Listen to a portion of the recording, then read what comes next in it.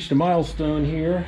I have been sharing on different videos that we've been building a pole barn and preparing a new shop and trying to get a new home built out there, which is still dragging on and on. But took some prep steps to move from this shop while still leaving it operational. But I think now's the time I'm going to start disassembling and actually making this no longer functional. I'm thinking about how much I've enjoyed this space.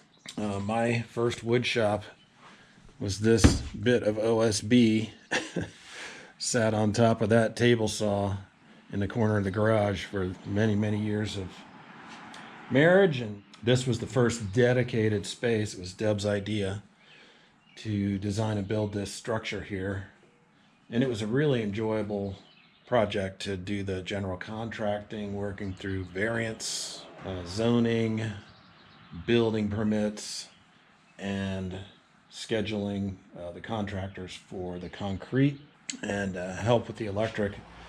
But did the framing and everything else in here. The overall design was driven by the need to keep the roof line below the existing roof line and to avoid taking down that tree that you see on the right, which was planted as a seedling by my daughter when she was in first grade and moved twice.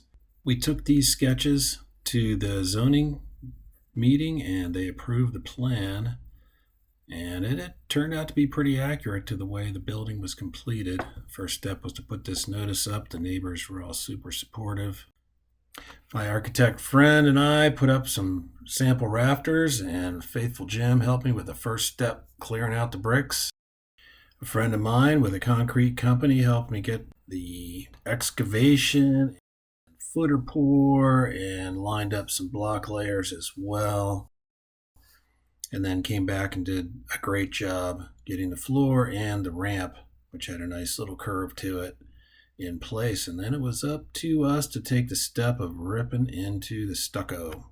And we got the dumpster and started on framing day. It was fun seeing the lumber load show up. A cycle of people came through, different people during different hours of the day. My brother Steve, Jim and JT were there. There's Corey and my son Steven. I have to say I thoroughly enjoyed doing this framing project. Really appreciated everybody's help. I loved going through school doing framing, and it was great to have my own little chance to revisit that. We resumed the next day in another session. There's Scott, and we got the rafter patterns, roof framed in. There's Phil Frank, my musician friend, and we got the plywood on and tar paper. And then the following day, Brian from the Kells and my brother again helped get it under roof. So then I was left to work away at building some benches from our old countertops, adding the doors, getting the garage door installed, starting on the cedar trim myself, and working on staining it, and then getting the siding. There's Jim helping with the electric and a contractor to do the stucco. But before the build was even done, I was in the middle of helping with this teardrop camper for my friends and was able to move it into the shop and get it completed up there. So that was really the first project. But here's the drawing compared to the actuals from various vantage points. From the east, from the northwest, from the west, and you can see Bethy's tree to the left there again. The one change of plan was instead of 3 skylights, I ended up with 2. And it's been amazing to have this space. A lot of fun with people and projects over the years.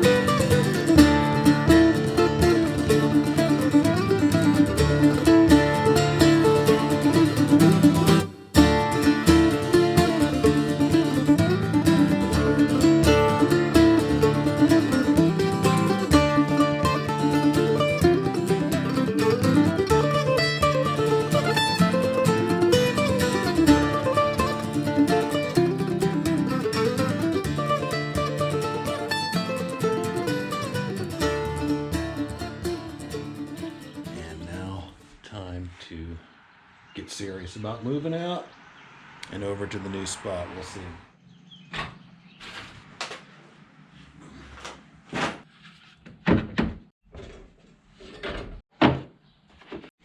And here's some really obscure items. Cutoffs from Kim and Brian's thwart cutout for the mast. Looks like the end of Kim and Brian's mast. Cutout from Grace's thwart, where I braced it. Daggerboard trunk. Nomad. Anyway, should I keep him? The eternal dilemma.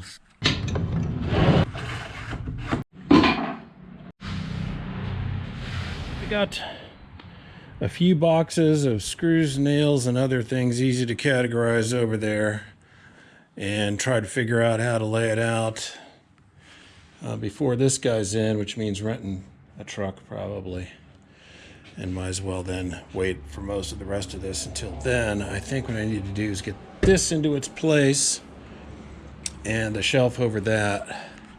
So take the mainstay tools and that, with JT's help, get those over there, and that'll help define the options for laying the new spot out. How to organize it, and I'm finding. Oh yeah, I mean that's my brain wants to keep the old way because I know that, and then I think, well, it's probably a lot of stupid old ways.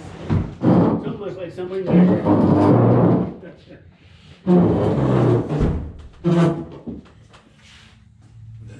don't know what's wonderful wheels. Yeah, mobile is the big lesson I've gotten out of the old spot, is need to be able to reconfigure for whatever's coming. And then I've got that framed up ready for that big long plywood thingy. Table. How the rest of this shit fits in here? And we'll lay it on its underside. Okay. Pretty close. You got it? I think so. That's Bill and Abby's table. So your table and that table are two projects that started in the old shop and are gonna have to finish out here in the new one over by the. I won't lie, just a little sad. Thanks for all the great times.